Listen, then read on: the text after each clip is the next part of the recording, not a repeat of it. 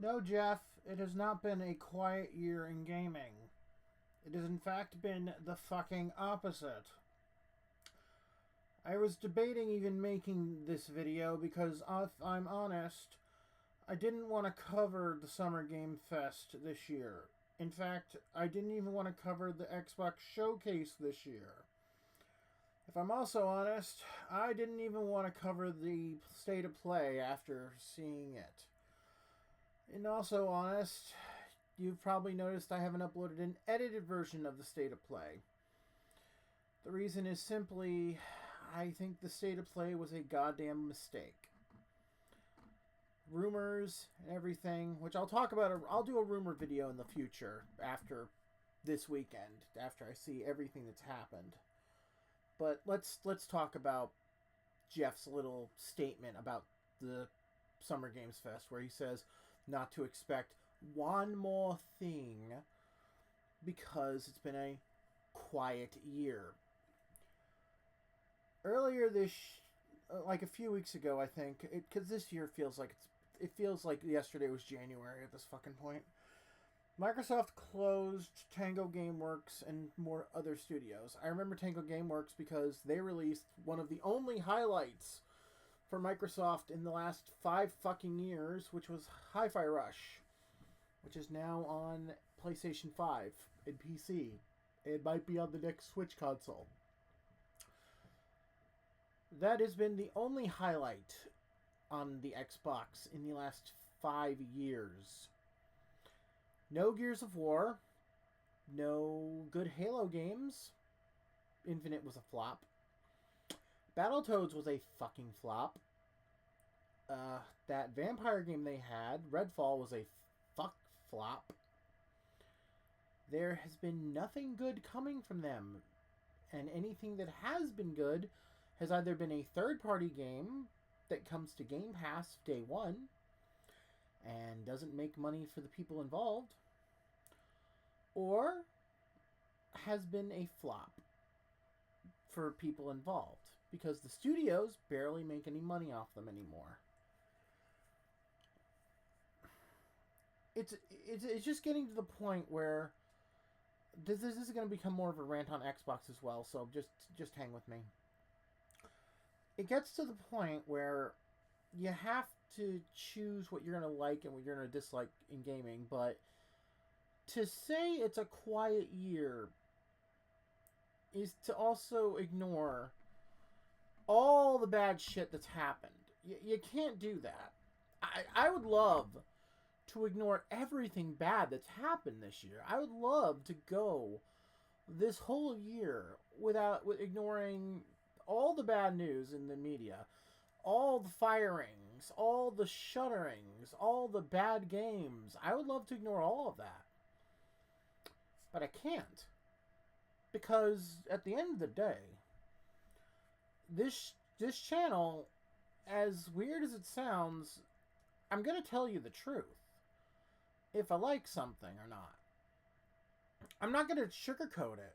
I'm not going to be like other YouTubers and hide it behind like a political leaning or my own hubris. If a game is bad, I'll tell you if it's bad. If it's good, I'll tell you if I like it. Again, at the end of the day, a review is my own thoughts on something. So I'm not going to sugarcoat it and say if it's good or bad. But at the same time, like, I'm not going to make a joke about it and say if it's about that. But also at the end of the day, these are everyone's either celebrating that a studio shuts down or celebrates that a game fails.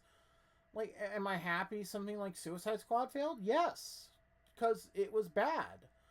And everyone knew it was bad from the beginning. Would I have rather seen it retooled into something good? Yes.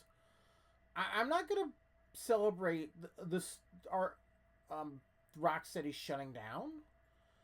I'm not going to celebrate a Warner Brothers studio shutting down. I don't like Harry Potter and I don't like J.K. Rowling. I'm not going to celebrate the Harry Potter studio shutting down.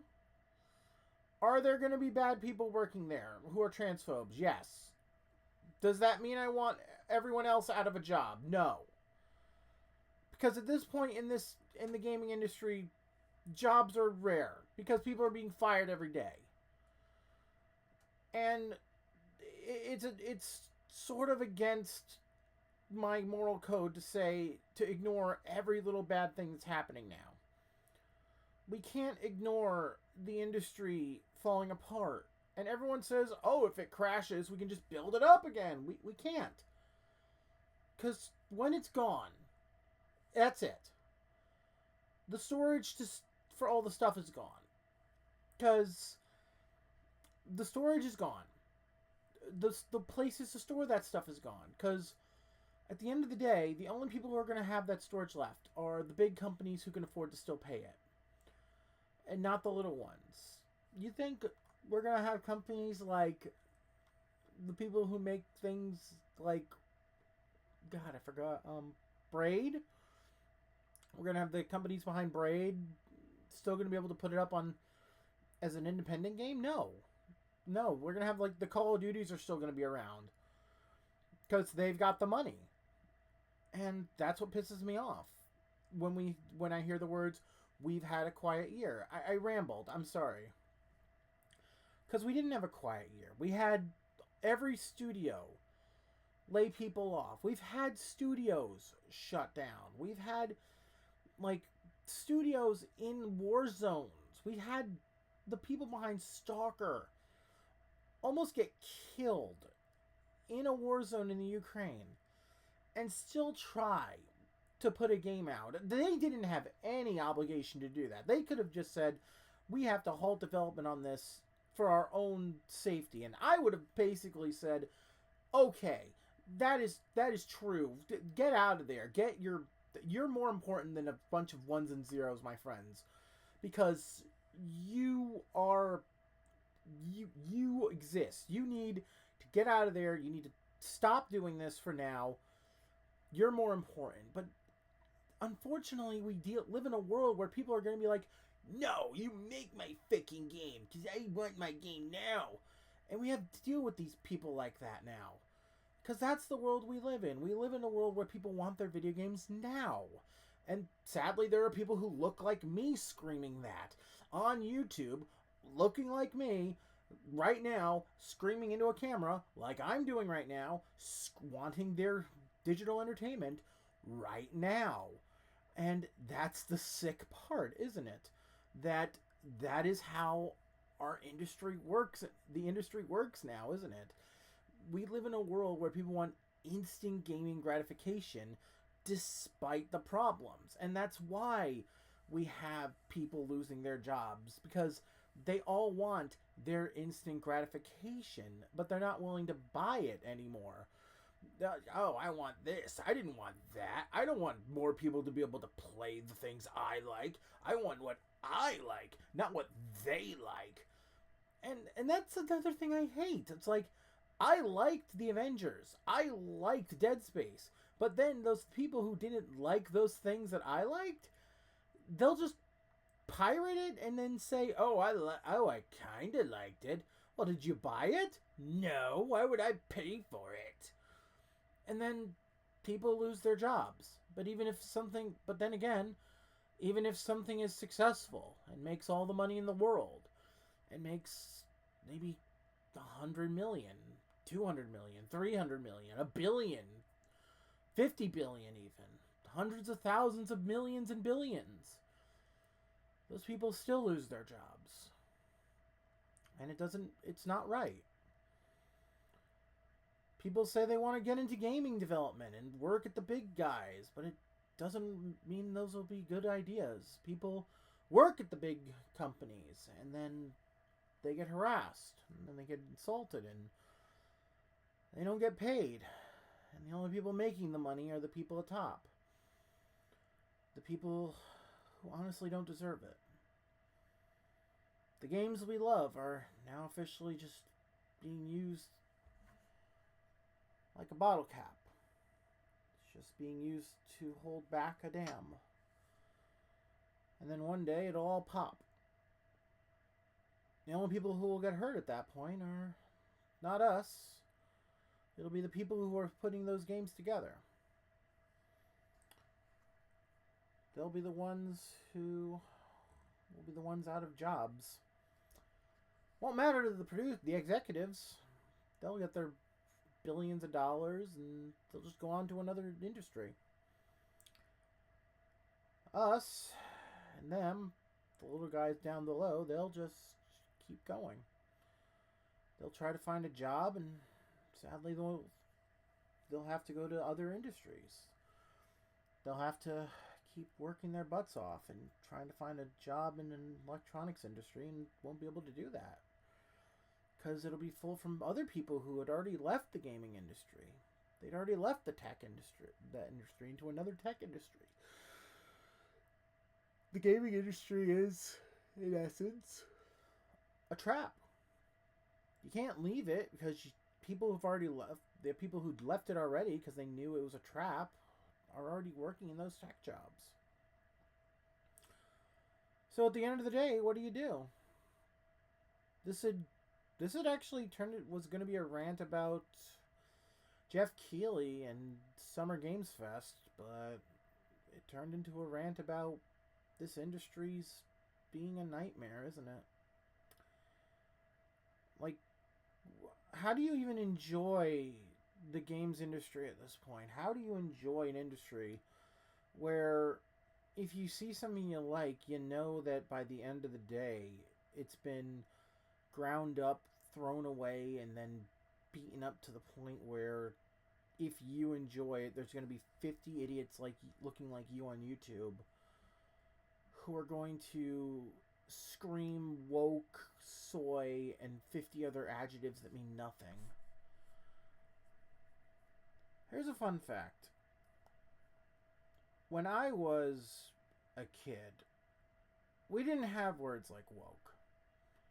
We didn't have words like soy jack. We didn't have words like any of the words, actually, that you hear on YouTube these days. We just read the magazines, we looked at the scores, and we just decided if a game was good on that. Or we just, rented something from the video store. We don't have that anymore. Now we listen to these people on YouTube with 50-minute rants on if a game's good or bad. It's kind of why I don't trust YouTube reviews anymore. Because by the end of the day, like I said earlier, and like I said in a video, a comment I posted on one of my videos a few months ago, a review is just an opinion. And years ago, decades ago actually, you had to work to actually do a review. You had to be a journalist. You had to go to school. You had to be objective. You had to research. You had to do all this work just to be able to have your name in a newspaper or a magazine or a website. Now, any idiot can start a blog or a YouTube channel or anything and have their name put on the internet. Any idiot. I'm including myself in that. I'm not going to lie and say I'm special. But yeah, any idiot can be on the internet and say they're a journalist now. I think that's actually why I stopped doing reviews like a decade ago, because I'm not a journalist. I didn't go to school for this. I didn't write. I honestly think I did not write anything good. I was just angry. And that's the problem. A lot of reviewers, the bad ones, the ones that are still stuck in that late 2000s, early 2010s mindset, are still stuck in the angry reviewer mindset. They want to stay in that review mindset where saying swear words will get you views and make you look important. It's the reviewers that know how to evolve that are still good. There's a reason why if I saw when I saw that Commander Sterling was still reviewing stuff and Angry Joe was reviewing stuff and the Nostalgia Critic and all these others, and they were still reviewing stuff in the same way of like a decade ago, that I can't take it seriously. I understand that may sound weird. This isn't me bashing Commander Sterling. They can live the life they want. It's me bashing the style of review. It's time to evolve. This started out as me wanting to bash Geoff Keighley for saying that it's been a quiet year. But in reality, I'll have to do another video about Geoff Keighley because it's come to my attention that we've had a quiet year. Because on YouTube, it's like nothing happened. It's been quiet because the only people who have had a quiet year are the people who want to act like nothing's happened. And I think that honestly we need to start acting like stuff's happened, because the only people who are happy right now are the people who are enjoying the suffering of others. And the only people who are bringing this up are the people who want to bring up every bit of negativity they can for the sake of views, even if it's to bring most attention to this. I feel like we need to talk about this more. I know I'd rambled about this a lot, so I apologize. If you have any topics you want me to talk about properly in the future, leave a message below. You don't have to like or subscribe, but if you do, it helps. I'm hoping we can hit 50 by August 14th, aka my birthday. And I do hope to do more shorts in the future. Thank you. And I hope you all have a good day. And if it's your birthday, happy birthday. I'll see you guys soon.